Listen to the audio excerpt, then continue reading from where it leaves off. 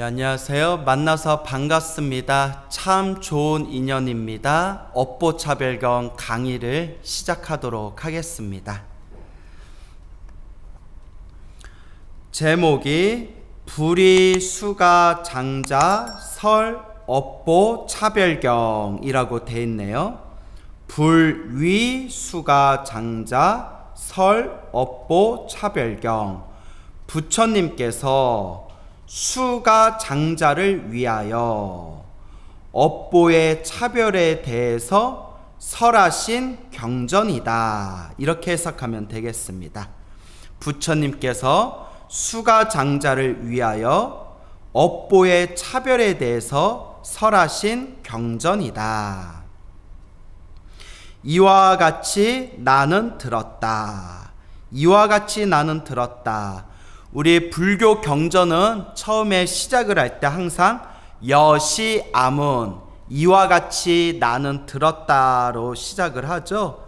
이와 같이 나는 들었다에서 나는 부처님의 10대 제자 중에 다문 제일이라고 불리웠던 아난스님, 아난존자를 뜻합니다.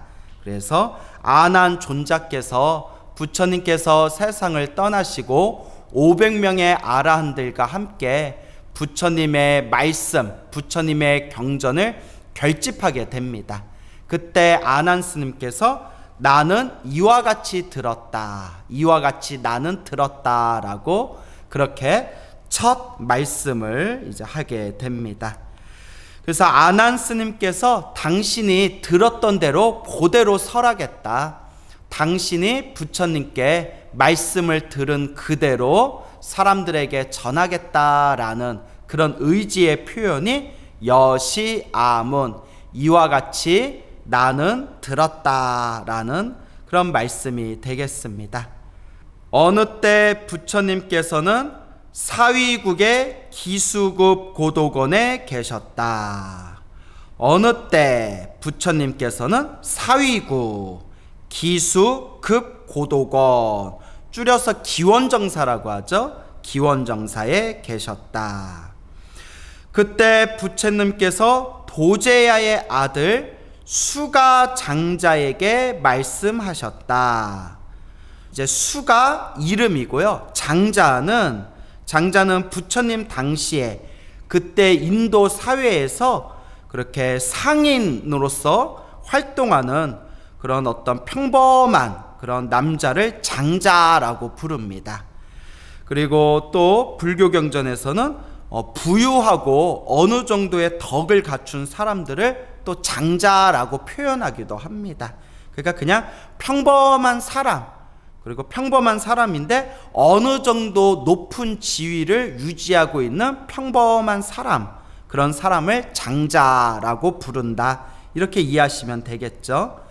수가 장자여, 내가 너를 위하여 선악의 업보에는 차별이 있다는 법문을 설명하리니 너는 자세히 듣고 잘 명심해라. 내가 너를 위하여 선악의 업보, 착하고 나쁨의 업보에 차별이 있다. 그래서 업보 차별경입니다. 내가 착한 일을 했을 때는 착한 선업이 있고요. 내가 나쁜 일을 했을 때는 나쁜 악업이 있겠죠. 근데 그 선업과 악업이 행복과 불행이라는 결과로 펼쳐지게 됩니다. 우리가 그것을 업보라고 하죠. 그래서 이와 같이 내가 지은 인연법 따라서 내가 지었던 그 업의 힘에 의해서 선업과 악업, 나아가 행복과 불행이라는 수많은 차별이 펼쳐지게 된다. 그래서 업보 차별경이 바로 이러한 내가 지은 업보의 갖가지 차별의 모습에 대해서 자세하게 설법하고 있는 경전이 바로 업보 차별경이 되겠습니다. 그래서 선악의 업보에는 차별이 있다.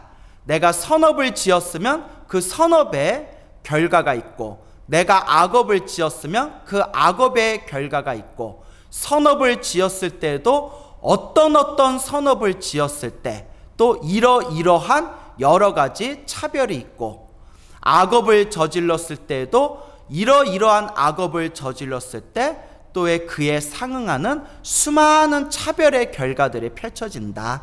그래서 업보 차별경에서는 이런 선업과 악업에 대해서 각가지의 여러 가지 모습들을 자세하게 설명하는 것이 업보 차별경이 되겠습니다. 너는 자세히 듣고 잘 명심하라. 예, 세존이시여 듣고 싶습니다. 세존이시여, 세상에서 가장 존귀하신 분이란 뜻이죠. 그래서 부처님의 별명을 뜻합니다. 예, 세존이시여, 세상에서 가장 존귀한 분이시여 듣고 싶습니다. 자, 이 이야기가 펼쳐지게 된 게 이제 또 비하인드 스토리가 있습니다. 자, 지금 부처님께 법문을 듣고 있는 이 남자가 바로 수가장자입니다. 수가장자는 요 경전에 보면 도제야의 아들이다 라고 나와 있습니다. 근데 도제야의 아들이었던 수가장자가 왜 부처님을 찾아와서 이 업보차별경이라는 경전을 듣게 되었는지, 선악의 업보차별에 대한 법문을 듣게 되었는지, 그 이면에 또 재미난 이야기가 사실 이렇게 깔려져 있습니다. 자, 요 책에는 나오지는 않는데 다른 이역본에 보면, 그러니까 다른 번역본에 보면 이 수가장자가 부처님께 법문을 듣게 되는 그런 사연이 아주 재미난 이야기가 전해지고 있습니다. 이 수가장자의 아버지였던 도제야가 엄청나게 큰 부자였다고 합니다. 굉장히 큰 부자였는데 평소에 굉장히 인색한 구두쇠였다고 합니다. 아주 욕심 많고 인색하고 사람들에게 베풀 줄 모르는 그런 구두쇠였다고 합니다. 그 도제야가 항상 자신의 욕심과 인색함으로 구두쇠같이 살다가 죽은 뒤에 개로 태어나게 되었다고 합니다. 개로 태어났는데 자기 집에 키우던 개의 새끼로 태어나게 됩니다. 그래서 개의 새끼를 뭐라고 부르죠? 여기서 말을 잘해야 돼요. 강아지 새끼라고 하죠. 자, 그래서 이제 강아지로 태어나게 되는데 요 자기가 키우던 강아지 개의 이제 새끼로 태어나게 되었을 때 어느 날 석가모니 부처님께서 이제 탁발을 나오시게 됩니다. 탁발을 나오셔서 하루는 이 죽은 도제야의 집, 그러니까 개로 태어난 도제야의 집, 이 도제야의 아들인 수가장자의 집 앞을 지나가게 되는데 그때 개로 태어난 도제야가, 강아지 새끼로 태어난 이 도제야가 석가모니 부처님을 향해서 막 멍멍 짖습니다. 멍멍 짖으니까 그때 석가모니 부처님께서 그 강아지를 쳐다보시면서 이렇게 말씀하십니다. 도제야야, 도제야야, 네가 과거 전생에 선업을 짓지 않고 인색하게 살다가 이와 같이 개의 몸을 받았는데 개로 태어난 지금은 부처인 나를 향해서 이렇게 짖고 있구나. 도제야야, 정신 차려라 라고 이렇게 부처님께서 말씀을 하십니다. 그 옆에 있는 하인들이 그 소리를 듣고 깜짝 놀란 거예요. 생각해 보세요. 스님이 지나가다가 그 집에서 키우는 개한테 돌아가신 주인님 이름을 부르면서 뭐 홍길동아 홍길동아 하면서 그렇게 이제 말을 한다면 옆에 있는 다른 사람들, 혹시 가족이라든가 그 집에서 주인을 모시고 있었던 하인들은 얼마나 깜짝 놀라겠어요. 그래서 이 하인들이 도제야의 아들인 현재 주인인 수가장자에게 그날 있었던 일을 그대로 전합니다. 석가모니 부처님께서 지나가다가 우리 집 강아지 새끼가 막 짖었는데 그때 우리 돌아가신 주인님 이름을 부르면서 도제야야 도제야야 하면서 그렇게 개를 향해서, 강아지를 향해서 설법을 하였습니다 하니까 수가장자가 너무 기분이 나쁜 거예요. 그 강아지 새끼에다가 우리 아버지 이름을 대니까 너무 기분이 나빠서 내가 석가모니 부처님께 가서 내가 따져야 되겠다. 너무 기분이 나빠다 해가지고 씩씩거리면서 이제 석가모니 부처님을 찾아오게 됩니다.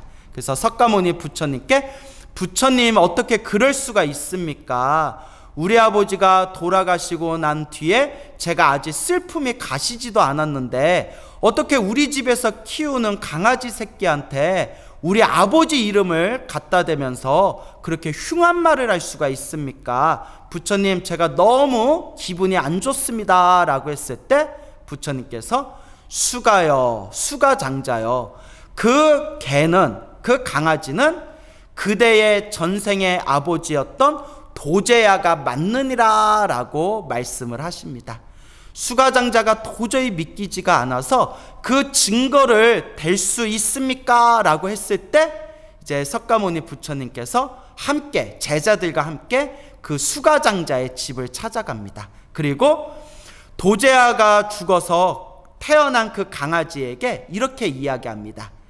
네가 전생에 도제야라는 사람이었을 때 가족들 몰래, 아무도 몰래 너 혼자 숨겨놓은 보물이 하나 있다. 그 보물을 어서 찾아오너라. 그 보물을 찾아와서 네가 전생에 도제야였던 것을 증명하여라 하고 부처님께서 말씀을 하시니 부처님의 신통력으로 그 강아지가 순간 전생이 환하게 보이는 그런 신통을 얻게 됩니다.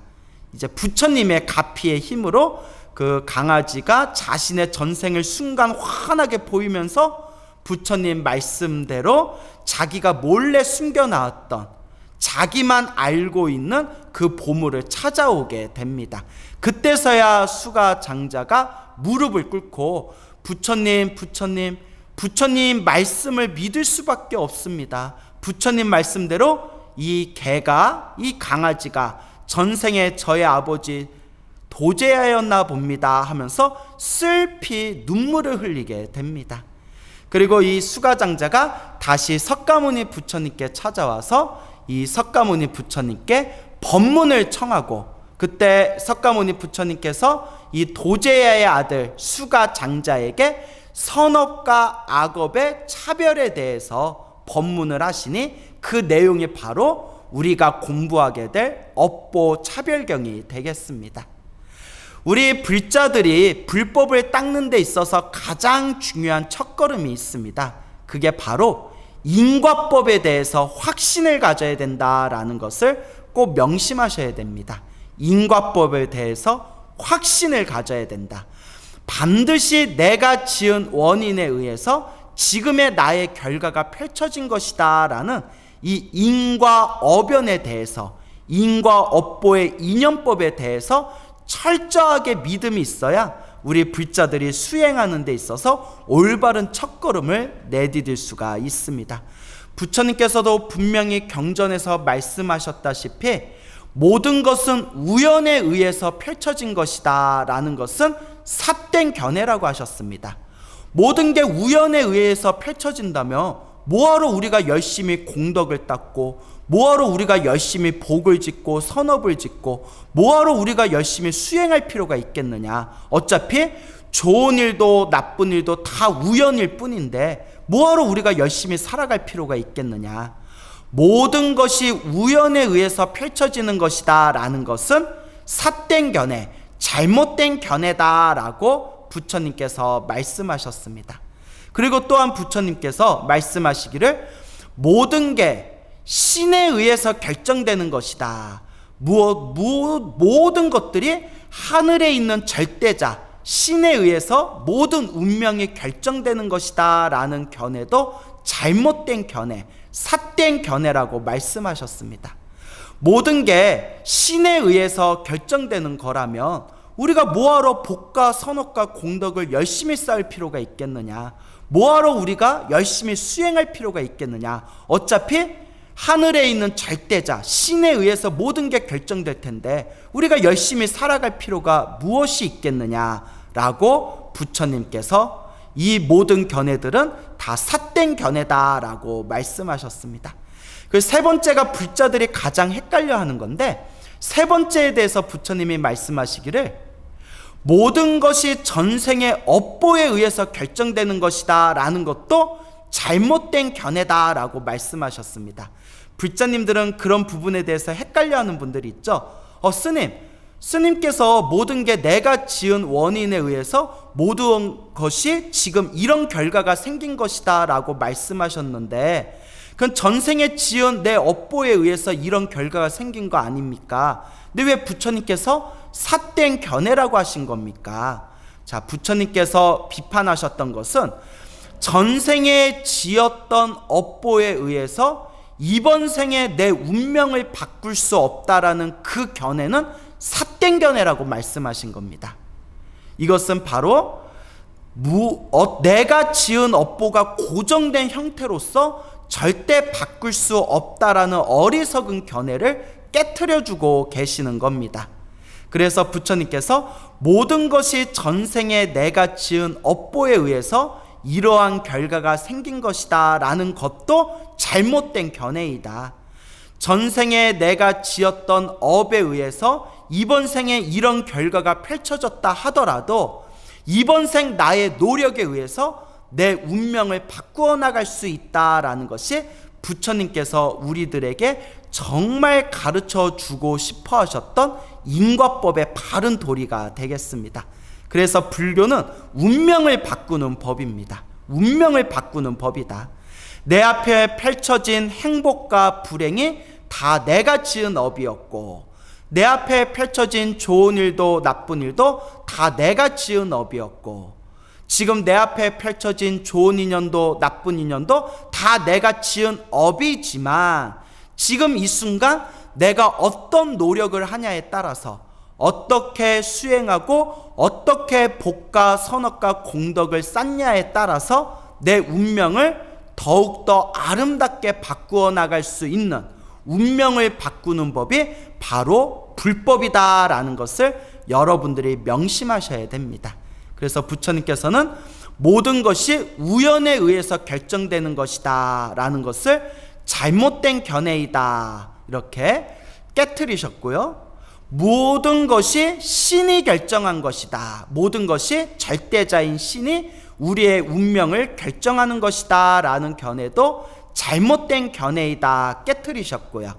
그리고 세 번째는 모든 것이 자신이 지은 전생의 업보로 인해서 이런 결과가 생긴 것이다 라는 것도 부처님께서 잘못된 견해이다 라고 깨트리셨습니다.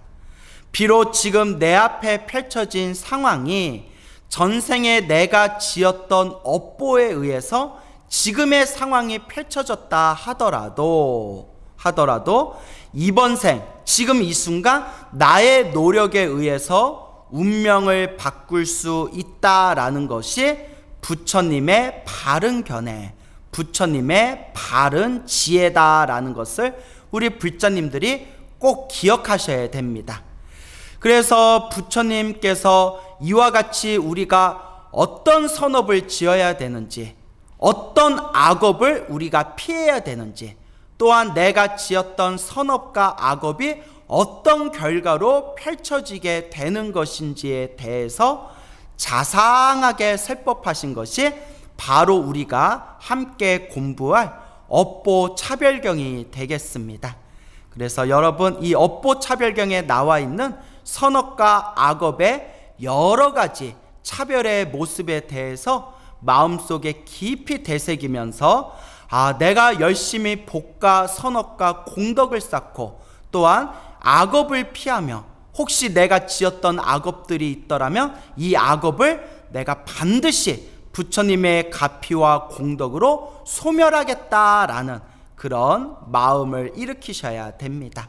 그래서 불자가 수행하는 데 있어서 가장 첫걸음이 있다면 내가 지은 업은 반드시 내가 받는구나 라는 인과법에 대한 확신이 있어야 되고요. 또한 부처님의 인과법의 핵심은 지금 내 앞에 펼쳐진 상황이 내가 전생에 지었던 업보였다 하더라도 이번 생 나의 노력에 의해서 운명을 바꿀 수 있다라는 나의 운명을 개척하는 역동적인 그런 인과법에 대한 믿음을 갖추셔야 된다라는 것을 꼭 기억하시길 바랍니다. 자, 그러면 계속해서 읽어보겠습니다. 부처님께서 말씀하셨다. 모든 중생은 업에 매여 있고 업을 의지하고 제 업을 따라 굴러다닌다 라고 말씀하셨습니다. 자, 이 부분이 굉장히 중요합니다. 모든 중생은 업에 매여 있고 업에 의지하고 업을 따라 굴러다닌다. 자, 중생이란 표현이 있죠. 우리가 흔히 어리석은 사람, 답답한 사람을 일상에서 아이고 중생아 중생아 이렇게 표현을 하죠. 중생의 원래 어원을 살펴보면 중생의 원래 뜻은 윤회하는 존재라는 뜻입니다. 중생의 원래 뜻은 윤회하는 존재라는 뜻이 되겠습니다. 이 윤회하는 존재인 중생들은 끊임없이 윤회를 하면서 몸과 말과 생각으로 끊임없이 에너지를 만듭니다. 몸으로 에너지를 만들고 말로, 입으로 에너지를 만들고 생각으로 에너지를 만듭니다. 몸과 말과 생각으로 일으킨 이 에너지들을 우리가 업이라고 부르게 됩니다. 몸과 말과 생각으로 좋은 에너지를 만들었으면 그것을 선업이라고 하고요. 몸과 말과 생각으로 나쁜 에너지를 만들었으면 그것을 악업이라고 부르게 됩니다. 어쨌거나 내가 지은 선업과 악업, 이 업이라는 것이 윤회를 일으키는 원동력이 됩니다. 그래서 내가 지었던 선업은 윤회하면서 행복한 결과를 만들게 되고, 또한 내가 지었던 악업은 윤회하면서 악한 불행한 결과를 만들어내게 됩니다. 그래서 우리 윤회하는 모든 존재들은 부처님 말씀대로 업에 매여 있고 업에 구속되어 있고 업에 묶여 있고 업을 의지하게 되고, 우리 중생들이 이 윤회 세상에서 살아갈 수 있는 그 의지가 바로 업이 되는 것입니다. 업에 의해서 우리는 묶여 있고 이 업을 의지하게 되고, 또한 제 업을 따라, 자기가 지은 업을 따라 끊임없이 육도 윤회, 지옥, 악귀, 축생, 아슈라, 인간, 천상계, 육도 윤회를 굴러다니게 된다라는 뜻이 되겠습니다. 모든 중생은 업에 매여 있고 업을 의지하고 제 업을 따라 굴러다닌다. 그렇기 때문에 이와 같이 내가 지은 업보 따라서 내 앞에 펼쳐진 지옥, 악귀, 축생, 아슈라, 인간, 천상세계, 그 모든 차별들과 또한 이 육도 윤회에서 몸을 받게 되었을 때 서로가 서로 똑같은 몸을 받았음에도 불구하고 어떤 중생은 행복하게 살아가고 어떤 중생은 불행하게 살아가는 그 모든 차별 경계에 대해서 설법하고 있는 것이 업보 차별경이 되겠습니다. 그래서 부처님의 가르침을 정말 제대로 공부한 불자라면 나쁜 짓 하지 말아야 되겠구나, 정말 착한 일을 많이 하면서 살아야 되겠구나 라는 것을 처절하게 마음으로 사무치게 느끼게 됩니다. 그리고 더 나아가서 이 윤회에서 벗어나고자 크나큰 마음을 일으킨 중생들은 선업도 놓아버리고 악업도 놓아버리고 모든 업을 초월해서 완전한 깨달음을 얻어 윤회에서 벗어나겠다라는 그런 거룩한 마음을 일으키게 됩니다. 결국 수행을 하고자 하는 불자라면 가장 첫 번째 첫걸음은 바로 이 인과법, 인과업보의 인연법에 대해서 철저한 믿음을 가져야 된다라는 것을 명심하셔야 됩니다. 그러므로 거기에는 상, 중, 하의 차별이 있어서 각기 같지 않느니라. 그러므로 거기에는, 거기라는 뜻은 각자가 지은 업보에 의해서, 각자가 지은 그 업의 힘에 의해서 그런 살아가는 우리 중생들의 모습, 거기에는 상, 중, 하, 위, 중간, 아래, 이러한 여러 가지 차별이 있어서 서로가 서로 각각 같지가 않다라고 부처님께서 말씀하십니다. 우리가 똑같은 사람인데도 각자 어떤 업보를 지었냐에 따라서 다음 생에 지옥에 떨어지는 중생도 있을 것이고, 악귀계에 떨어지는 중생도 있을 것이고, 축생계에 떨어지는 중생들도 있을 것이고, 아슈라, 인간, 천상 태어나는 중생도 있을 것이고, 다시 똑같은 사람으로 태어났음에도 불구하고 각자가 지은 업의 결과에 의해서 서로가 서로 각자 살아가는 모습이 제각기 다를 것이다 라는 게 바로 이와 같은 업보 차별에 대한 내용이 되겠습니다. 그래서 상, 중, 하 수많은 차별이 있을 것이다.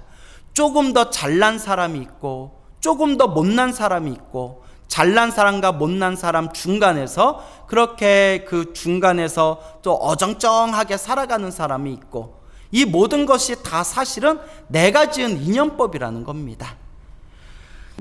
자, 그래서 다음에 또 부처님이 어떤 말씀을 하시나 읽어보겠습니다. 어떤 업은 중생이 수명이 짧은 가품을 받게 되고, 쉽게 말하면 어떤 업은 중생이 수명이 짧은 그런 업보도 있고, 어떤 업은 중생이 수명이 긴 가품을 받게 된다. 어떤 업은 중생이 수명이 긴 그런 업보를 받게 된다. 그러니까 똑같이 사람으로 태어났는데도 수명이 긴 장수하는 그런 사람이 있고, 또 똑같이 사람으로 태어났는데도 너무나 일찍 쉽게 단명해버리는 사람들이 있습니다. 이와 같이 똑같이 사람으로 태어나고 똑같은 중생인데도 서로 제각기 저마다 수명이 다릅니다. 이것도 자신의 인연법이라는 겁니다. 내가 지은 인연법이라는 것이죠. 또한 어떤 업은 중생이 병이 많은 가품을 받게 되고, 중생이 병이 많은 업보를 받게 되고, 어떤 업은 중생이 병이 적은 가품을 받게 된다. 중생이 병이 적은, 항상 건강하게 살아가는 그런 업을 받게 된다.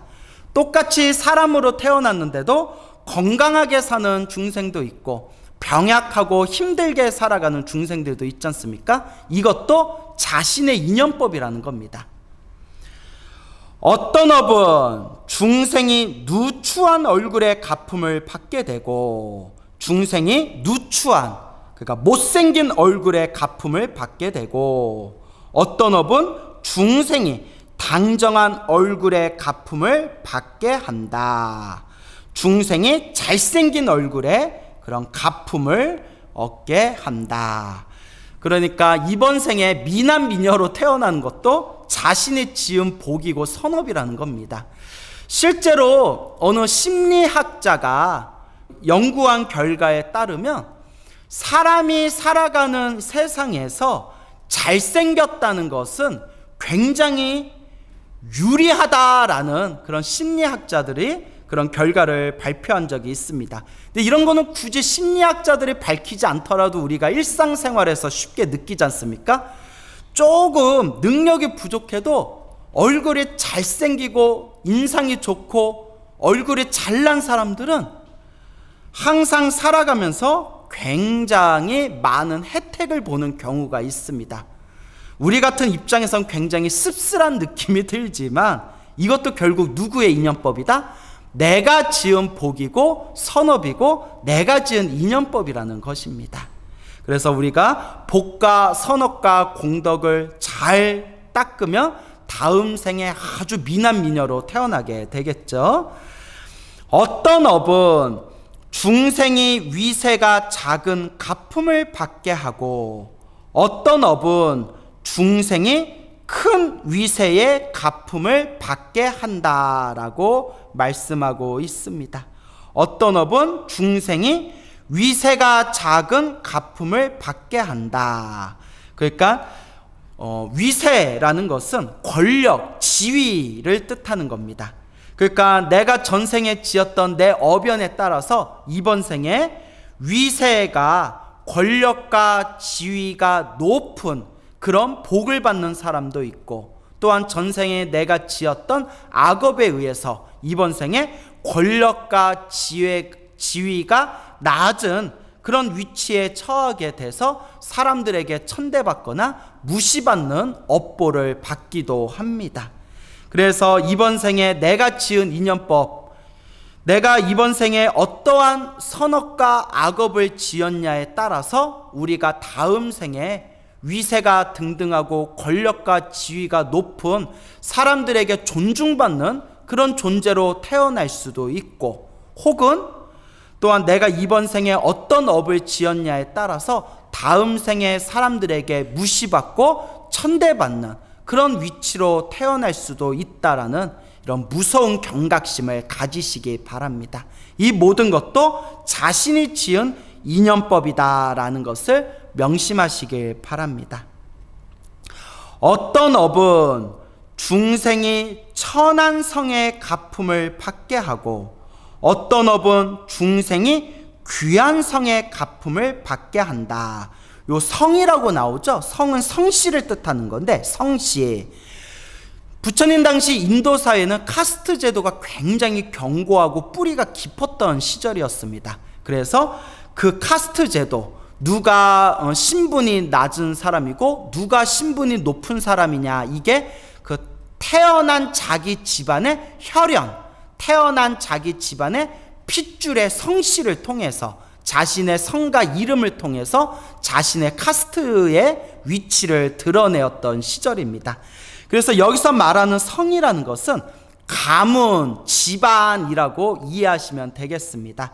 우리 이 지구가, 이 지구상의 인류가 불과 100여 년 전만 하더라도, 불과 100 몇십 년 전까지만 하더라도 이른바 계급제도가 있었지 않습니까? 그래서 어느 가문에 태어난 좋은 집안, 어느 가문에 태어난 나쁜 집안, 이런 가문에 의한 계급제도가 있었는데, 그런 의미에서 이해하시면 되겠습니다. 어떤 업은 중생이 좋은 가문, 귀한 가문에 태어나는 가품을 받게 되고 업보를 받게 되고, 어떤 업은 중생이 이제 나쁜 성, 그런 좋지 못한 나쁜 집안, 가문에 태어나는 가품, 업보를 받게 된다. 좋은 집안에 태어나느냐, 나쁜 집안에 태어나느냐, 이것도 자신이 지은 인연법이라는 거죠. 지금 우리 이 지구상에는 계급제도가 거의 사라졌죠. 사실상 계급제도가 거의 다 사라졌을 텐데, 지금 이 시대적인 입장에서 이 말씀을 살짝 바꿔보면 요새 애들이 자주 쓰는 표현이 있죠. 무슨 금수저로 태어났냐, 흙수저로 태어났냐, 애들끼리 그런 말장난 하지 않습니까? 그러니까 그런 식으로 말을 바꿔볼 수가 있겠죠. 전생에 선업을 많이 지으면 귀한 가문, 금수저 집안에 태어나고, 전생에 좋지 못한 나쁜 업을 많이 지었으면 나쁜 가문, 흙수저 집안에 태어나게 된다. 이렇게 이제 말씀드릴 수 있겠죠. 하지만 말은 이렇게 했지만 우리 아이들이 금수저니 흙수저니 따지면서 지금 살아가고 있는 이 현실이 너무나 안타깝습니다. 부처님도 말씀하셨다시피 사람이란 존재, 더 나아가서 모든 중생들은 다 부처님과 똑같은 성품이 있는, 불성을 가지고 있는 그런 찬란한 존재들인데, 이 사바세계, 이 윤회 세상에서 서로가 서로 탐욕과 성냄과 어리석음에 물들어서, 과거의 계급제도는 사라졌지만 지금 이 시대에는 자본주의라는, 돈이라는 새로운 계급이 생기게 되면서 돈 많은 집안은 금수저라고 하고 또 돈이 없는 집안은 흙수저라고 하면서 아이들끼리 그런 자조 섞인 이야기를 할 때 옆에서 그런 모습들을 보게 되면 너무나 안타까운 생각이 듭니다. 근데 여러분, 사바세계가 어쩔 수가 없어요. 사바세계라는 말이 참아야만 살 수 있는 세계라는 뜻입니다. 참아야만 살 수 있는 세계. 그 말은 즉 부족한 세계입니다. 무언가가 부족하고 완전하지 못하고 불완전하기 때문에 이 세계에 태어나면 참으면서 버틸 수밖에 없는 거예요. 참으면서 버틸 수밖에 없는 세계를 사바세계라고 합니다. 근데 이 사바세계라는 것 자체가 중생들의 업보에 의해서 태어난 세상이기 때문에 이미 부처님께서 말씀하셨지만 이 업보라는 것이 각자 저마다 다 서로 다른 차별로 이루어져 있습니다. 그렇기 때문에 이 사바세계, 업보로 만난 이 중생 세계는 어쩔 수 없이 차별이 생기게 되는 것 같습니다. 그래서 이 사바세계에서는 이 차별, 각각의 중생들이 일으키고 있는 그 서로가 낫다, 못났다, 내가 낫다, 너는 부족하다, 내가 너보다 잘났다, 너는 나보다 못났다, 이러는 탐욕과 성냄과 어리석음의 이 혼탁한 이런 에너지에서 우리가 쉽게 벗어날 수가 없습니다. 그렇지만 우리 불자 여러분들께서는 본래 모든 중생은 불성이 있는 부처님과 똑같은 존재고, 또한 우리가 불자로서 부처님의 가르침을 닦으면서 마음으로 되도록 차별을 일으키지 말고 최대한 평등하게 중생들에게 자비심을 펼쳐야 되겠다라는 마음으로 우리의 마음을 잘 닦아나가야 됩니다. 물론 어렵긴 하지만 우리가 이와 같이 부처님의 가르침을 잘 닦아나가는 불자가 되었을 때 우리 불자들의 마음 창고에 복과 선업과 공덕이 가득 쌓인다는 것을 꼭 명심하시기 바랍니다. 그래서 금수저니 흙수저니 따지는 이 현실이 저는 너무나 싫고 너무나 짜증나고 너무나 안타깝지만, 이 사바세계라는 이 세상 자체가 어쩔 수 없이 자기들 전생의 업보 따라서 태어난 세상이기 때문에 어쩔 수 없이 자신들이 지은 업보의 차별이 펼쳐질 수밖에 없구나라는 것을 여러분들이 또한 기억하셔야 됩니다. 그래서 열심히 우리가 수행하고 염불하고 공덕을 닦아서 빨리 이 세계를 아름답고 더욱더 좋은 세상으로 만들 수 있도록 불자로서 보살행을 닦아야 할 것이고, 다음 세상에 아무런 차별이 없는 평등한 세상, 최상의 최고의 거룩한 세상인 아미타 부처님 서방 극락세계에 태어날 수 있도록 항상 발언하면서 여러분들이 마음을 닦고 수행하셔야 된다라는 것을 꼭 되새기시길 바랍니다. 어떤 업은 중생이 적은 재산의 갚음을 받게 하고, 어떤 업은 중생이 많은 재산의 갚음을 받게 한다. 어떤 중생은 똑같이 사업을 하고 장사를 했는데도 어떤 중생은 하는 일마다 돈이 술술 들어와서 큰 부자가 되는 중생이 있고, 또 어떤 중생은 똑같이 사업을 하고 장사를 했는데도 하는 일마다 하나도 되는 일이 없어서 경제적으로 너무나 힘들고 괴롭고 답답하게, 그런 항상 돈 걱정 때문에 살아가는 중생들이 있습니다. 이것도 다 자신이 지은 인연법이라고 합니다. 이제 앞으로 업보차별경에서 자세히 나올 텐데요, 부처님께서 말씀하시기를 전생에 널리 베풀고 복을 많이 짓고 선업을 많이 지은 사람들은 태어날 때마다 항상 풍요롭고 풍족하고 부유한 그런 업을 받게 된다고 합니다. 하지만 전생에 복을 짓지 않고 인색하게 살고 다른 사람들에게 널리 베풀 줄 모르고 살았던 사람들은 이번 생에 사람으로 태어났다 하더라도 항상 경제적으로 힘들고 돈 때문에 항상 고생하는 그런 업을 받게 된다고 합니다. 이것도 자기 자신이 지은 인연법입니다. 그래서 이번 생에 우리 주변에 있는 부자로 살아가고 부귀영화를 누리면서 살아가는 사람들 중에 정말 갑질하고 못되게 살아가는 못된 사람들이 있습니다.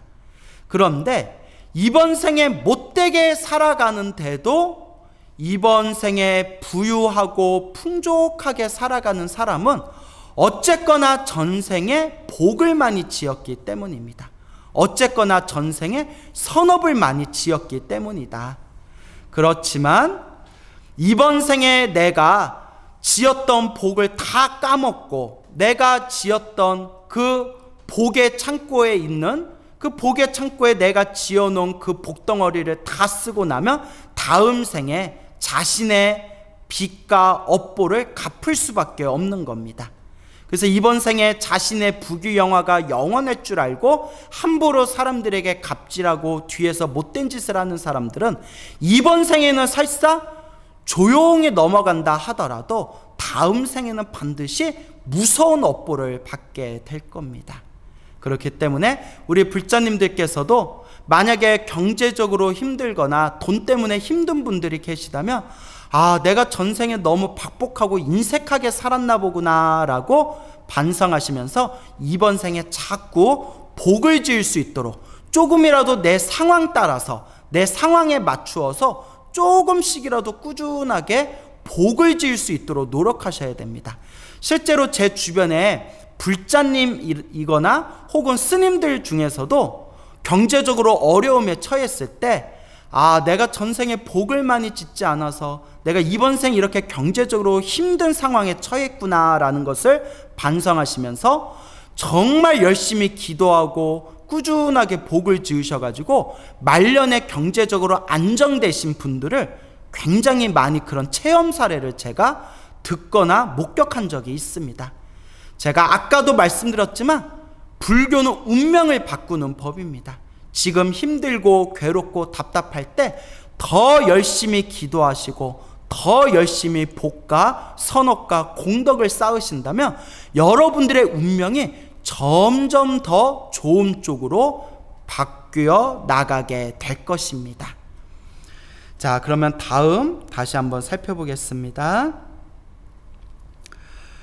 어떤 업은 중생이 삿된 지혜의 갚음을 받게 하고 어떤 업은 중생이 바른 지혜의 갚음을 받게 한다. 그러니까 우리 중생들 중에서도 굉장히 총명하고 지혜로운 중생이 있는가 하며 어떤 중생은 정말 어리석고 우둔한 그런 또 삿된 견해를 가지고 있는 중생들도 있습니다. 이것도 자기 인연법이라고 합니다. 그래서 우리 불교적인 입장에서 보면 이 세상에는 수많은 사이비들이 있습니다. 아주 삿된 가르침, 사람들을 좋지 못한 파멸의 세계로 이끄는 아주 악독하고 그런 삿된 가르침들이 있고 또 우리 주변에는 수많은 사이비 종교들이 있습니다. 그래서 우리가 무슨 TV의 시사 프로를 보다 보면 사이비 종교에 빠져가지고 신세를 망치게 된 사람들의 이야기가 나오지 않습니까?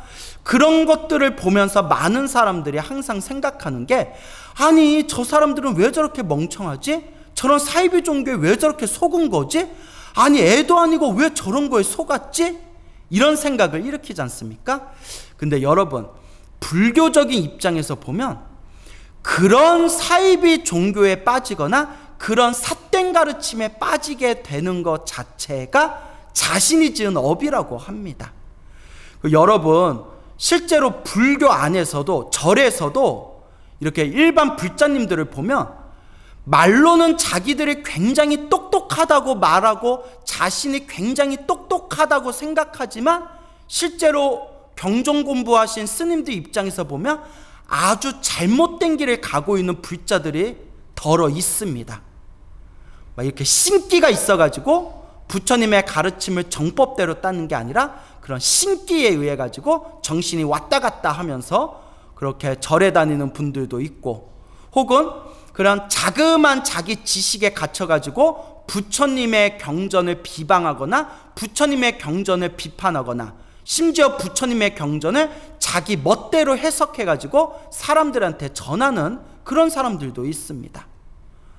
그리고 또한 이 부처님의 도량에서 이 부처님의 가르침을 올바로 닦지 않고 탐욕과 성냄과 어리석음에 젖어가지고 그 절집 안에서 자신의 어떤 명예를 뽐내려 하거나 그 절집에서 자신의 권력을 좀 누리고 싶어 하거나 혹은 절에서 도반들끼리 이간질을 시키거나 이러한 말로서 차마 표현하기도 부끄러운 그런 일들이 더러더러 있습니다. 불교뿐만이 아니라 다른 종교에도 그런 경우들이 비일비재합니다. 그래서 어떤 분 말씀대로 스님 사람이 많이 모여 있으면 사람 사는 데는 다 똑같은 일들이 생기더라고요 라고 그런 말씀을 하시더라고요. 이 속에서 우리가 꼭 명심해야 되는 것은 사실 다른 사람을 볼 필요가 없습니다. 어차피 내가 부처님 도량에 와서 공부하는 것이 내 자신의 수행을 위해서 복과 선업과 공덕을 쌓고 지혜와 자비를 닦기 위해서 절에 온 거지 않습니까? 그러니까 굳이 남을 볼 필요 없이 내 마음을 잘 닦으면 됩니다. 그런데 내 마음을 잘 닦고 싶어서 절에 왔는데도 전생의 업이 너무 두꺼운 사람들은 지혜가 어두워지고 삿된 견해에 빠져서 자기가 잘못한 줄도 모르면서 실제로 자신이 잘한다라는 착각 속에 엉뚱한 짓을 저지르는 경우가 덜어 있습니다. 너무나 안타까운 일입니다. 제가 20년 넘게 절에 있으면서 그런 경우를 더러더러 보게 됩니다. 사실 이렇게 말하는 저 자신도 절대 잘난 사람이 아닙니다. 저도 때때로 저 스스로 실수를 저지르거나 저 스스로 큰 착각에 빠져서 나중에서야 아이고 내가 어리석었구나 라고 스스로 참 한탄하면서 참회한 적도 있습니다. 그만큼 우리 중생들은 탐욕과 성냄과 어리석음에 물들어 있어서 자신도 모르게 잘못된 길에 빠져들 수가 있습니다. 그래서 불자님들께 늘 당부드리는 이야기가 복 지으려고 절에 왔다가 복 까먹는 일을 저지르지 말아라 라는 말씀을 제가 자주 드리는 겁니다. 그러면 어떻게 해야 우리가 최대한 지혜로운 길을 걸을 수가 있을까요? 반드시 부처님 경전에 근거를 두고 부처님 말씀에 의지해서 닦으시기 바랍니다. 절대 내 아르마리, 나의 잡된 지식, 나의 허무맹랑한, 나의 그 자그마한 그런 알매에 빠져가지고 내 잘난 맛에 살아서는 절대 안 됩니다. 반드시 내 마음을 비우고 부처님 경전에 의지하고 부처님 말씀에 의지해서 닦아야 됩니다. 이건 아주 중요한 얘기입니다. 심지어 요새 그 불교 공부를 했다는 사람들 중에 부처님의 경전, 부처님의 가르침을 자기식대로 멋대로 자르고 재단하고 해석하고 비판해서 완전히 잘못된 삿된 견해를 사람들에게 전하는 그런 부류들이 있습니다.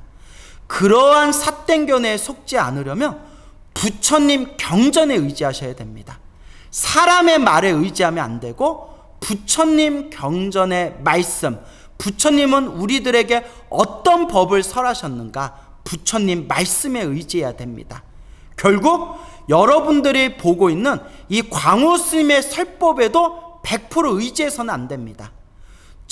저는 여러분들이 부처님 말씀과 가까워질 수 있도록 중간자적 역할을 하는 선생님 같은, 교사 같은 역할일 뿐이고 결국 여러분들의 교과서는 오직 부처님의 경전, 부처님의 말씀에 의지해야 된다라는 것을 반드시 마음에 100번, 1000번 되새기시기 바랍니다.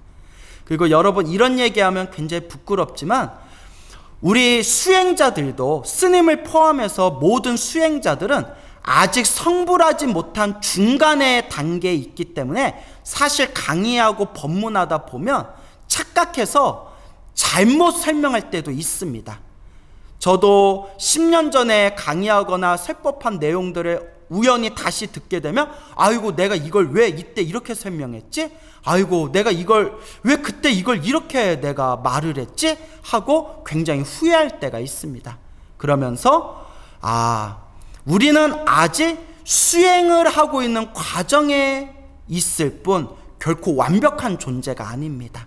그러니까 스님들 말에도 100% 믿지 마시고 스님들은 여러분들이 공부할 수 있도록 좋은 길로 인도해주는 교사일 뿐 여러분들의 의지처, 여러분들의 교과서, 여러분들의 반드시 마음의 스승으로 삼아야 되는 것은 오직 부처님의 말씀, 경전이라는 것을 꼭 기억하시기 바랍니다.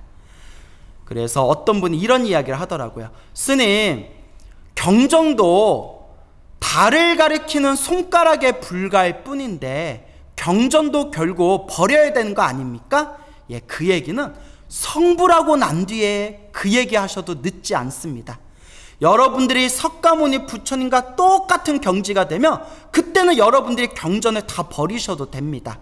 하지만 여러분들이 과연 석가모니 부처님과 같은 지혜가 있습니까? 석가모니 부처님과 같은 자비가 있습니까? 석가모니 부처님과 같은 복덕과 신통이 있습니까? 말로는 자기가 부처다, 마음이 본래 부처다라고 말로는 떠들면서 언행이 일치되지 않는 사람들이 굉장히 많습니다. 석가모니 부처님과 같이 육바라밀을 완성하고 지혜와 자비와 복덕과 신통을 완벽하게 갖추신다면 그때는 부처님 경전을 버리셔도 좋습니다. 하지만 성불할 때까지는, 우리가 부처님과 똑같은 경지가 될 때까지는 반드시 부처님의 경전, 부처님의 말씀에 의지해야 된다라는 것을 꼭 명심하시길 바랍니다. 어떤 업은 중생이 지옥의 가품을 받게 하고 어떤 업은 중생이 축생의 가품을 받게 한다. 어떤 업은 중생이 악귀의 가품을 받게 하고 어떤 업은 중생이 아슈라의 가품을 받게 한다. 어떤 업은 중생이 인간 세계의 가품을 받게 하고 어떤 업은 중생이 욕계천의 가품을 받게 한다. 어떤 업은 중생이 색계천의 가품을 받게 하고 어떤 업은 중생이 무색계천의 가품을 받게 한다라고 나오네요. 자, 이것은 중생들이 자신이 지은 업보에 따라서 지옥, 악귀, 축생, 아슈라, 인간, 천상세계에 태어나게 된다라는 것을 설하고 있는 부처님의 말씀입니다. 그리고 저 하늘세계, 천상세계도 세 가지로 나눌 수가 있습니다. 그게 욕계, 색계, 무색계로 나눠지게 됩니다. 그래서 욕계천, 색계천, 무색계천이라고 나누게 되는데요. 그래서 욕계 하늘 세상이 6개가 있습니다. 6개. 그 다음에 색계 하늘 세상이 18개가 있습니다. 18개. 무색계 하늘 세상이 4개가 있습니다. 4개. 그래서 욕계 6천, 색계 18천, 무색계 4천 해가지고 더하면 28천이 됩니다. 그래서 불교에서는 하늘 세계를, 하늘 세상을 28천, 28개의 하늘 세상이 있다라고 설하고 있습니다. 물론 이렇게 책마다 보면 한두 개 차이가 나는데 다만 우리 북방불교에서는 28천으로 정형화되어 있습니다. 28개의 하늘 세상이 있다. 그래서 살아생전에 정말 흉악하고 못되게 살았던 중생은 다음 생에 지옥에 떨어지게 되고 남에게 피해를 주고 민폐를 끼치고 자신의 욕심만을 탐닉하면서 살았던 욕심쟁이 중생들은 악귀에 태어나게 됩니다. 악귀는 배고픔에 굶주린 귀신들을 아귀라고 부르게 됩니다. 아귀. 그래서 우리가 욕심 많은 그런 사람들을 야, 너는 왜 이렇게 사람이 아귀 같냐? 이런 표현을 쓰지 않습니까? 그래서 욕심으로써 자신의 탐욕만을 채우면서 살았던 사람들을 아귀에 태어나게 된다라고 불교에서 말하고 있습니다. 그리고 어리석은 삶을 살았던 존재들은 다음 생에 축생으로 태어나게 됩니다. 그래서 우리가 흔히 사용하는 그런 말 중에 너 그렇게 밥만 먹고 잠만 자면 소로 태어난다라는 표현을 쓰죠. 살아생전 밥 먹고 잠만 자면서 그렇게 어리석은 삶을 살고 게으르게 살았던 사람은 그 업보의 파장대로 다음 생에 소로 태어나게 된다고 합니다. 그리고 화를 잘 내는 사람, 신경질을 잘 내는 사람은 마음에, 가슴에 독을 품고 있기 때문에 다음 생에 독사로 태어나게 된다라는 그런 또한 말씀이 있습니다. 그리고 어두침침한, 어두컴컴한 그런 침침한 곳에서 그냥 웅크리고 잠만 자는 것을 좋아하고 게으르게 사는 사람들은 바위 밑에 붙어서 사는 그런 축축하고 음침한 곳에서 사는 그런 벌레로 태어나게 된다라고 또 그런 이야기가 있습니다. 이와 같이 내가 지었던 그 업보의 파장대로 다음 생에 태어나게 되는 겁니다. 그래서 우리가 다음 생에 과연 어떤 몸을 받게 될 것인가, 바로 이번 생 내가 어떠한 업의 파장을 일으키면서 살아가고 있냐에 따라서 내 다음 생에 어떤 몸을 받게 될지 그것이 결정되게 되는 겁니다. 자, 지옥, 악귀, 축생을 세 가지 악한 세상이다 해서 사막도라고 부릅니다. 사막도라고 부르고요. 자, 이제 아슈라라는 세계가 있는데요. 아슈라를 두 가지로 해석해야 됩니다. 아슈라가 고급 아슈라가 있고 저급 아슈라가 있습니다. 고급 아슈라는 하늘 세계에 살고 있는 아슈라입니다. 그래서 거의 천신, 하늘의 신과 거의 비슷한 힘을 가지고 있다고 해서 반신이라고도 부릅니다. 반신, 거의 천신의 반이다 해서 반신이라고도 부릅니다. 고급 아슈라들은 하늘 세계에 살고 있으면서 항상 좋은 음식을 먹으면서 그렇게 편안하게 살아가고 있는데, 성격이 못되고 싸우기를 좋아해가지고 하늘 세계에 있는 천신, 저 도리천의 제서천왕과 자꾸 전쟁을 벌인다고 합니다. 항상 싸우고 지지고 볶고 그렇게 살아가는 존재들이기 때문에 아슈라를 싸움의 신이다라고 부르고 있습니다. 그리고 고급 아슈라 말고 저급 아슈라가 있는데, 저급 아슈라는 지상 혹은 지하에서 싸우고 있는 싸움의 귀신들을 뜻합니다. 싸움의 귀신. 그래서 저급 아슈라라고 부릅니다. 그래서 여러분, 아슈라가 고급 아슈라가 있고 저급 아슈라가 있는데, 자, 이때 경전을 볼 때 여러분들이 유념하셔야 됩니다. 어떤 경전에 보면 지옥, 악귀, 축생, 이걸 사막도라고 합니다. 여기까지는 이해가 가시죠? 그리고 아슈라, 인간, 천상을 삼선도라고 부릅니다. 세 가지의 착한 길이다. 그래서 삼선도, 삼악도라고 부릅니다. 이때 아슈라, 인간, 천상이라는 삼선도, 세 가지 착한 길의 아슈라는 하늘세계 아슈라, 고급 아슈라를 뜻하는 겁니다. 그리고 저급 아슈라를 말할 때에는 지옥, 악귀, 축생, 아슈라, 저급 아슈라 해서 사악취라고 부릅니다. 사악취. 그래서 사막도, 지옥, 악귀, 축생, 그리고 저급 아슈라까지 붙이면 사악취가 됩니다. 그리고 고급 아슈라를 포함했을 때는 고급 아슈라, 하늘의 세계에 살고 있는 고급 아슈라, 그 다음에 인간, 그 다음에 천상, 이 세 가지를 삼선도라고 합니다.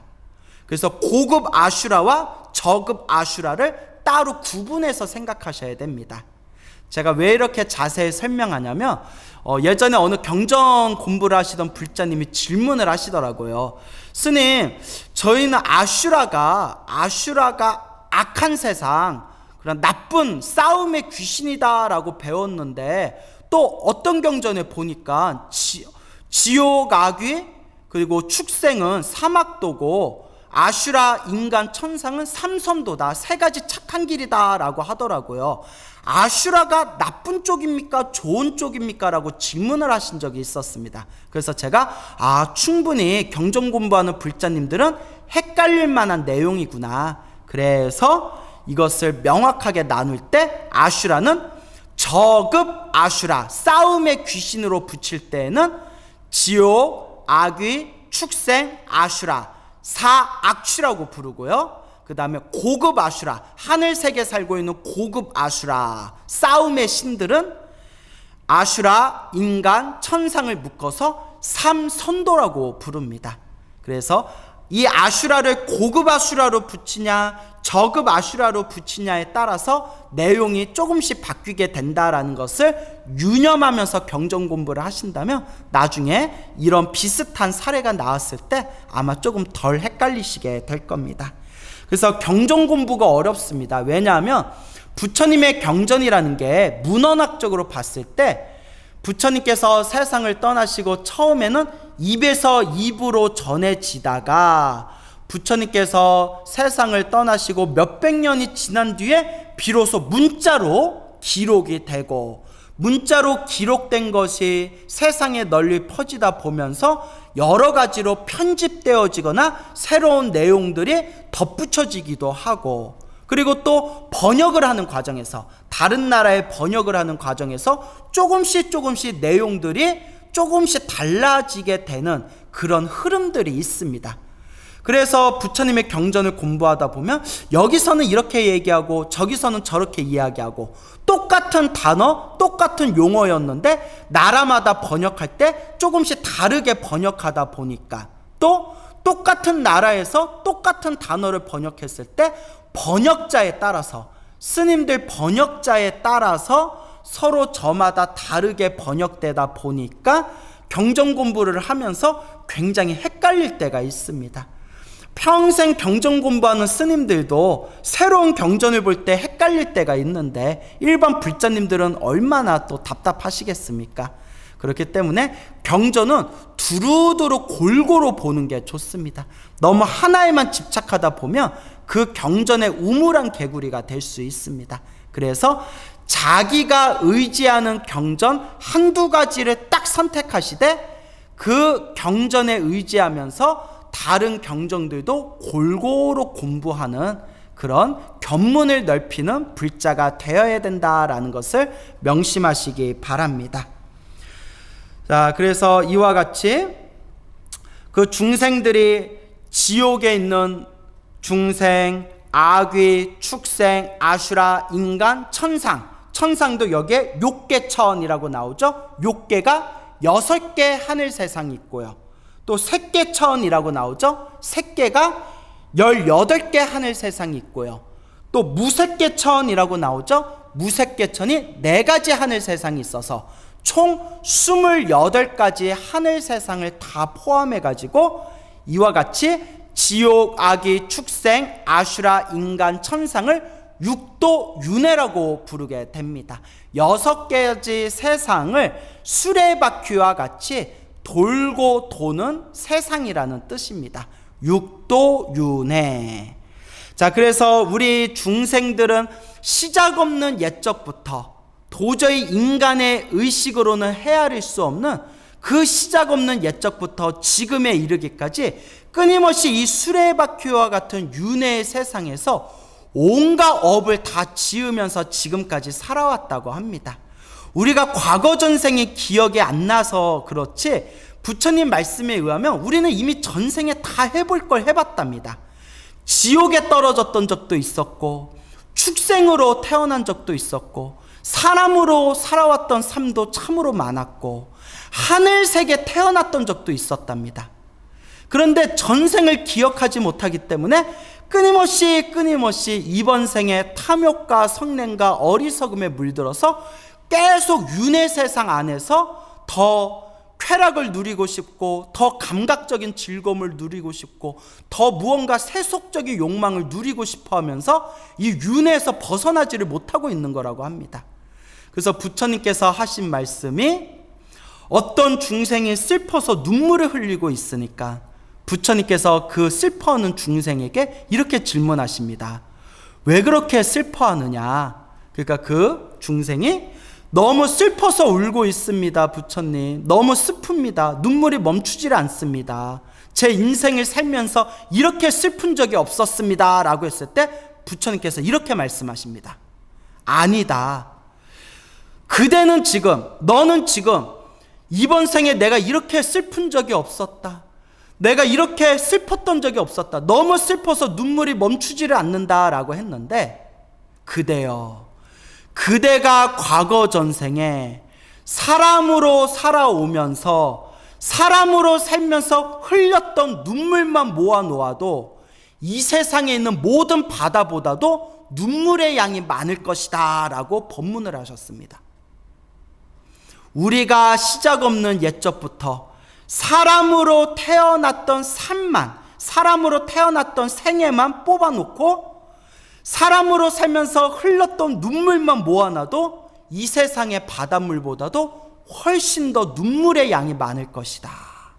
그런데 그토록 슬퍼하고 그토록 괴로워하고 그토록 눈물을 흘렸는데도 아직도 이번 생에 정신을 차리지 못하고 윤회에서 벗어나겠다는 거룩한 마음을 일으키지 못한 채 아직도 우리 중생들은 다음 생에도 사람으로 태어나서 행복을 누리고 싶고 다음 세상에 하늘색에 태어나서 즐거움을 누리고 싶고 이번 생에 우리 가족, 내 새끼, 내 가족 잘 먹고 잘 살았으면 좋겠다라는 그런 마음으로만 아직도 살아가고 있다는 겁니다. 이게 바로 중생의 한계이죠. 그 중생의 한계를 부수는 게 바로 부처님의 불법, 부처님의 가르침이 되는 겁니다. 그래서 부처님의 경전을 바르게 공부하며 부처님께서는 항상 이와 같이 이야기하십니다. 대승경전에서 항상 말씀하시기를 모든 중생이 다 함께 성불하여 지이다. 모든 중생의 성불, 모든 중생과 다 함께 깨달음을 얻는 것을 목표로 하여 불자로서 살아가라 라고 부처님께서 간곡하게 말씀하시고 계시는 겁니다. 바로 그 정신을 네 가지로 만든 것이 사홍선이 되는 겁니다. 모든 중생을 다 건지겠습니다. 모든 번뇌를 다 끊겠습니다. 모든 법문을 다 배우겠습니다.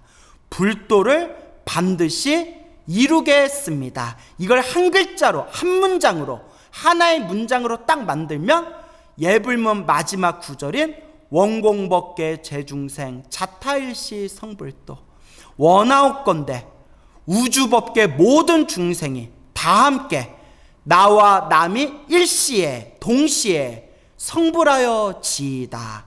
이게 바로 대승불교, 대승경전의 핵심입니다. 그래서 여러분들이 꼭 잘 기억해 두시기 바랍니다. 그래서 시작이 없는 옛적부터 지금에 이르기까지 우리가 수없는 과거 전생에서부터 육도 윤회를 다 돌면서 지금에 이르렀지만 우리는 아직도 이 윤회에서 벗어나려는 마음을 일으키지 못하고 있구나. 어느 세월에 우리가 생사윤회에서 벗어나 해타 열반을 얻게 될 것인가. 예, 선지식대께서 이와 같이 한탄하셨습니다. 근데 전생을 본다는 것이 정말 어렵습니다. 우리가 누구나 자기 전생을 다들 볼 수 있었더라면 우리 지금 이번 생에 살아가는 중생들이 지금보다는 조금 더 착하게 살아갈 겁니다. 하지만 전생을 본 적도 없었고 전생이 있다는 확신도 들지 않으니까 어차피 죽으면 끝인데 하면서 이번 생에 막행막식을 하면서 어리석음으로 방종한 삶을 살아가고 있는 겁니다. 근데 전생을 보는 게 참 어렵습니다.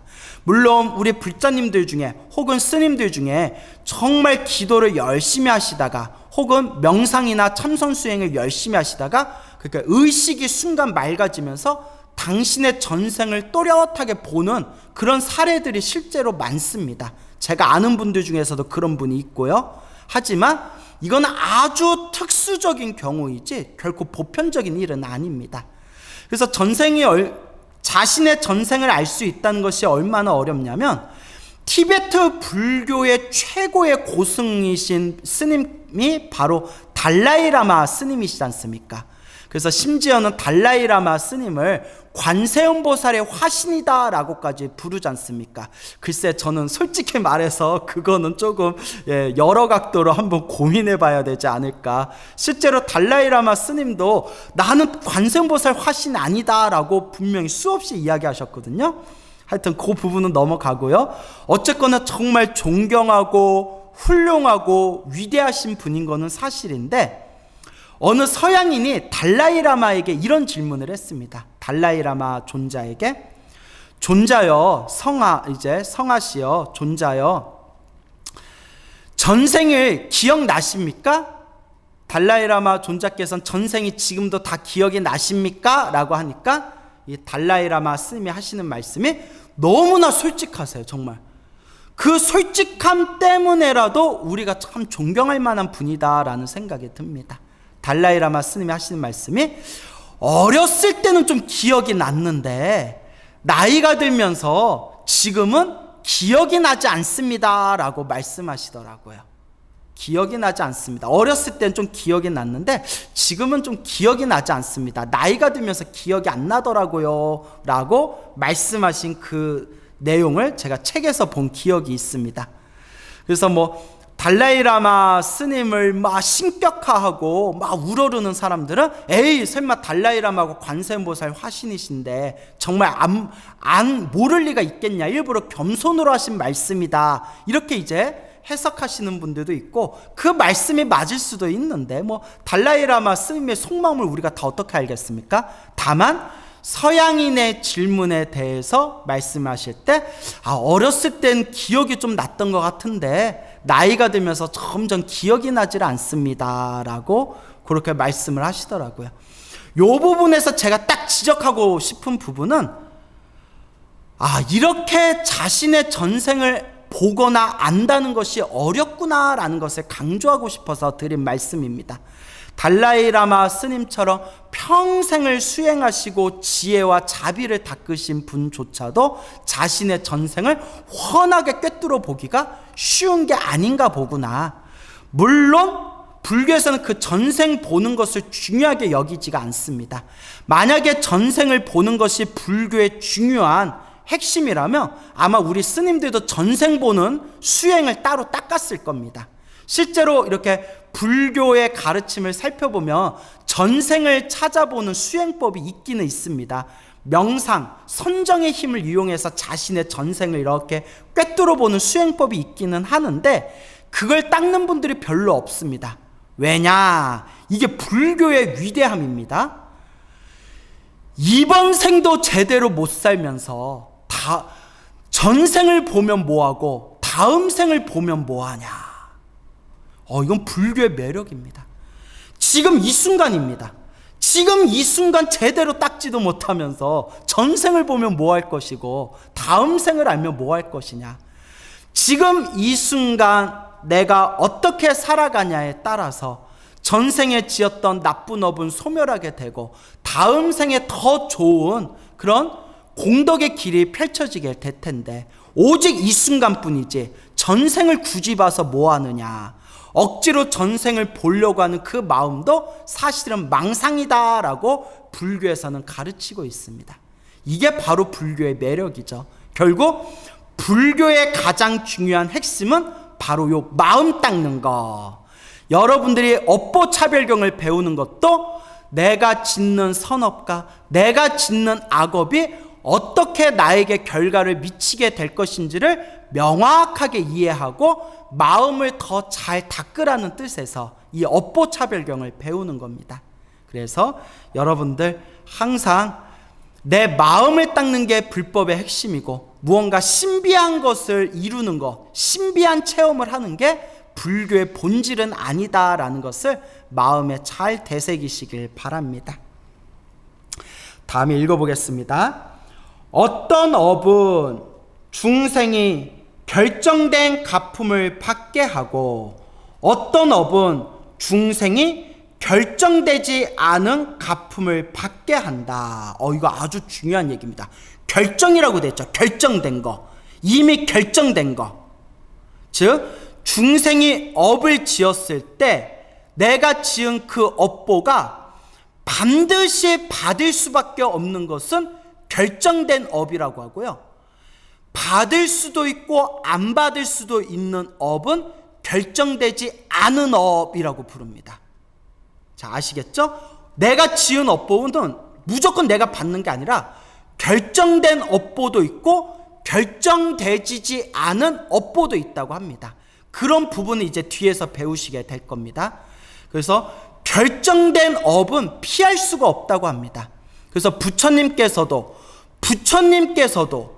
모든 지혜와 자비와 신통과 공덕을 갖추신 이 부처님께서도 어찌할 수 없는 것 중에 하나가 정업난면, 결정된 업은 바꿀 수가 없다라는 그런 말씀이 불교에 있습니다.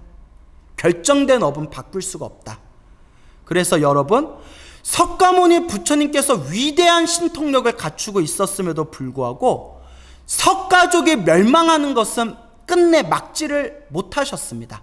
막지를 않으셨건 막지를 못하셨건 어쨌거나 석가족은 멸망했습니다.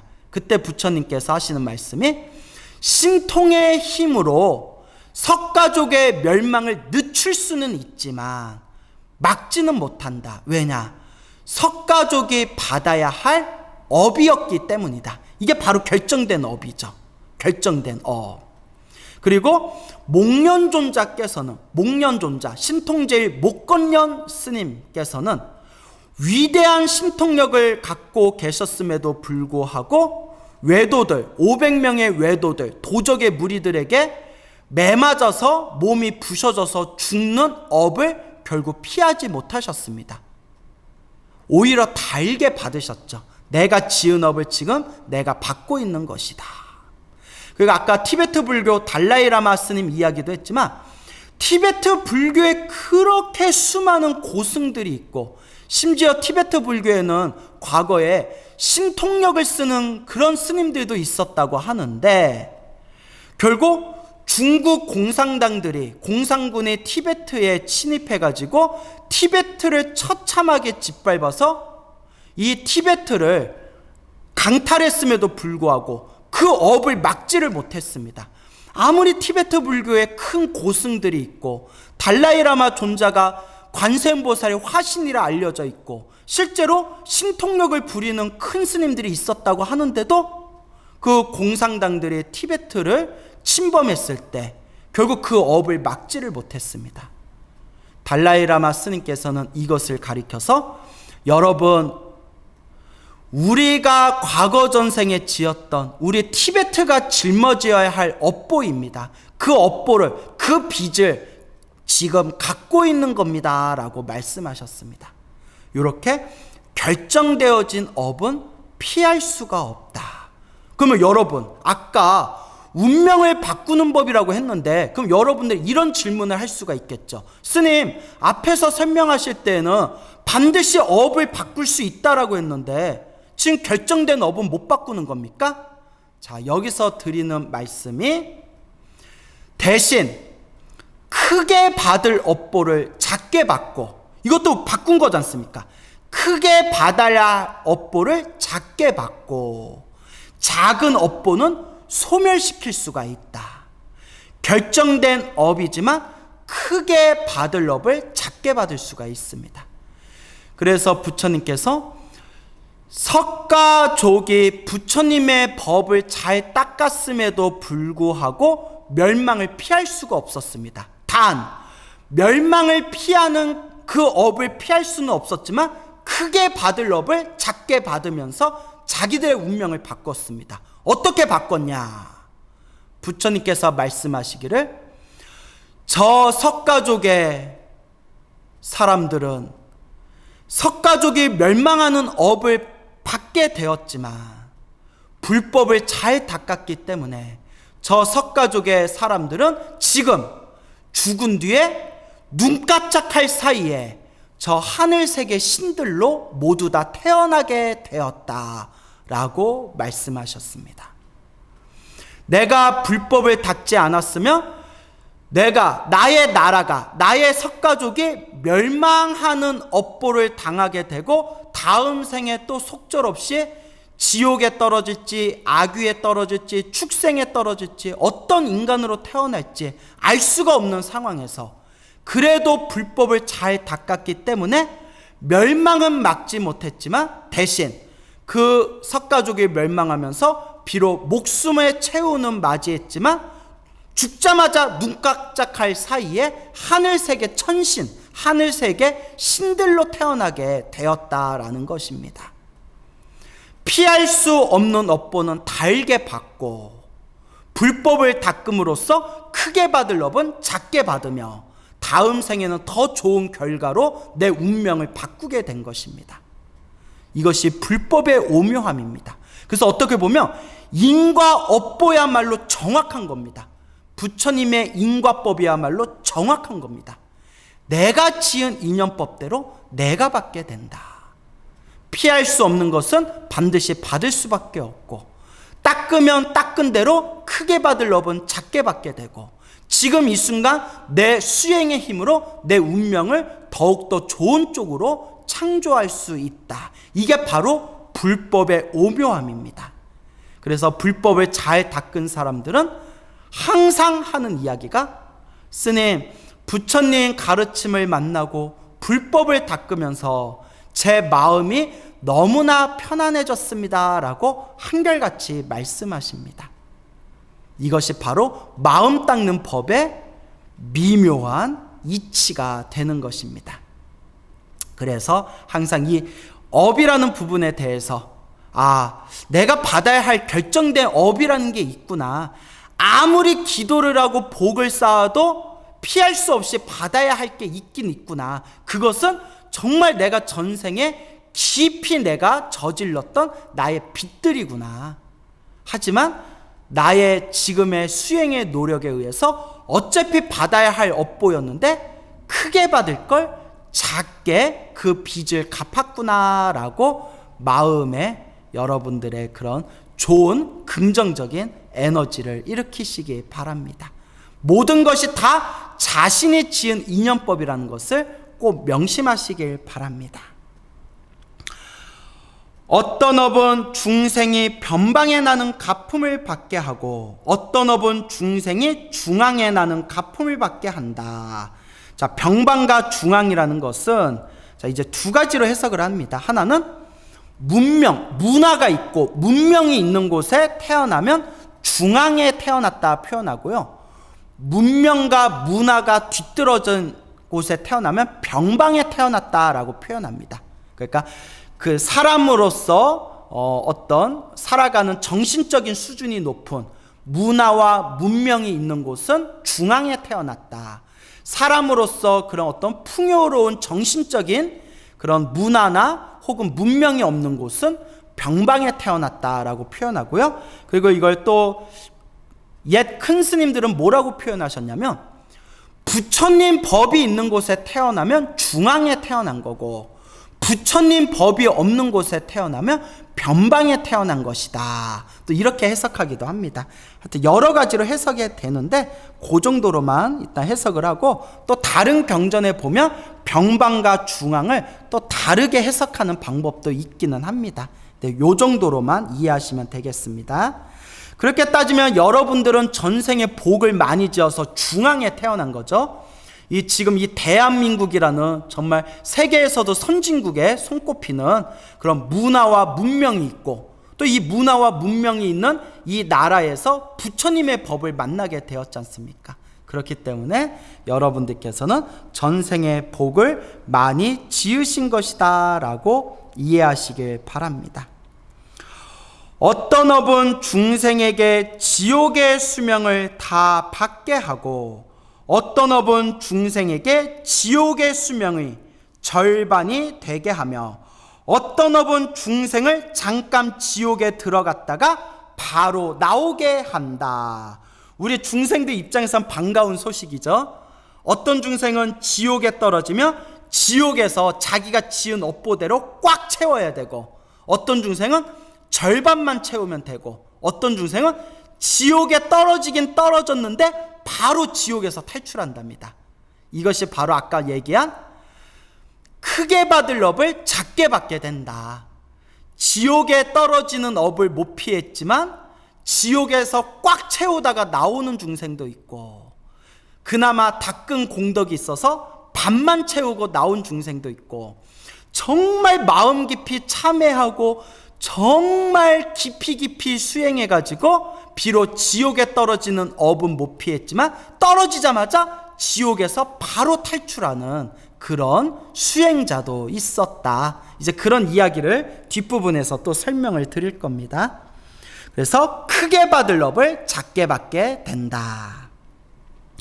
어떤 업은 지으면서도 모으지 않고 어떤 업은 모으면서 짓지는 않으며 어떤 업은 짓기도 하고 모으기도 하고 어떤 업은 짓지도 않고 모으지도 않는다. 그러니까 우리가 어떤 업을 지었는데 내가 그 지은 업을 받기도 하고 안 받기도 하고, 예를 들어 내가 누구에게 베풀었는데 그 베푼 공덕이 선업이 되기도 하고 선업이 안 되기도 한답니다. 그러니까 남에게 뇌물을 준 것은 남에게 베푼 것이지만 그것이 선업이 되지는 않고요. 비록 지나가는 개미 한 마리라 하더라도 자비심을 가지고 과자 한 부스러기라도 자비심을 갖고 주면 그것은 엄청난 공덕이 된답니다. 그런 등등의 여러 가지 내가 지은 업의 여러 현상들이 있습니다. 그래서 짓기도 하고 모으기도 하고, 짓기만 했지만 모으지는 못하고, 짓지도 않고 모으지도 않고, 이런 여러 가지 이제 업에 대한 현상들에 대해서 뒷부분에서 또한 설명이 나옵니다. 어떤 업은 중생을 처음에는 즐거우나 나중에는 괴롭게 하고, 어떤 업은 중생을 처음에는 괴로우나 나중에는 즐겁게 하며, 어떤 업은 중생을 처음도 괴롭고 나중도 괴롭게 하고, 어떤 업은 중생을 처음도 즐겁고 나중도 즐겁게 한다. 이걸 쉽게 얘기하면 똑같이 사람으로 태어났는데 초년 후는 좋은데 중년, 말년 운이 안 좋은 사람이 있고, 초년 후는 안 좋았는데 중년, 말년 후는 좋은 사람이 있고, 초년, 중년, 말년도 좋은 사람이 있고, 정말 업보가 두꺼운 사람들은 초년, 중년, 망년 항상 고생하는 업보도 있습니다. 이와 같이 이 모든 것도 처음도 좋고 중간도 좋고 마지막도 좋은 사람이 있는가 하면 처음도 나쁘고 중간도 나쁘고 마지막도 나쁜 사람들이 있고, 이와 같이 여러 가지 차별 현상이 일어나는 것도 다 내가 내 자신이 지은 인연법이다라는 뜻이 되겠습니다. 그래서 이와 같이 업보차별경에서 배워야 할 내용들이 참으로 무궁무진합니다. 내가 지은 선악과 내가 지은 악업이 그대로 내 앞에 펼쳐지는 것이구나.